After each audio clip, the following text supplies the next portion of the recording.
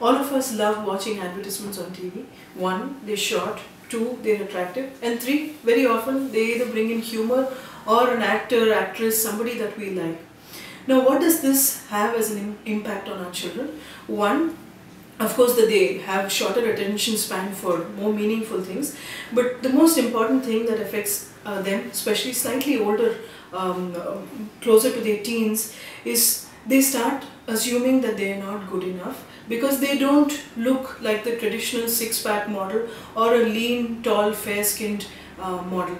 And the second thing that happens in our advertisements is we start portraying people as not people who don't need to have major skills to be liked by other people or major values within their personality. Let me give you an ad. There is this man who looks very, very average, but the moment he uses a particular kind of deodorant, there are women throwing themselves on him.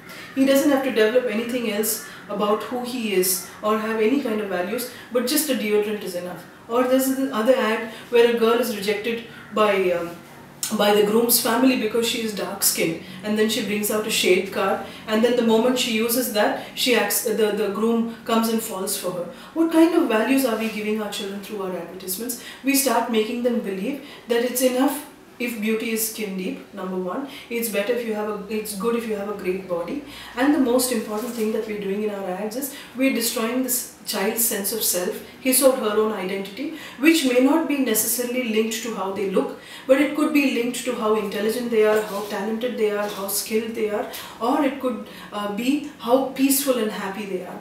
So as a parent, if you're letting your child watch too many advertisements, also spend a little time in the evening every day looking at how media portrays people, help them understand what is good, what is not, and also most importantly, help them feel good about themselves and how great they are as they are.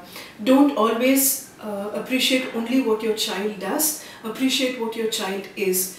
The state between being and doing is most important. When you appreciate a child for who he or she is, they feel much better about themselves. But when you appreciate only what they do, they're constantly trying to please you, and this affects their personality. And that is when something like as simple or trivial as an advertisement can make a huge impact in the negative direction.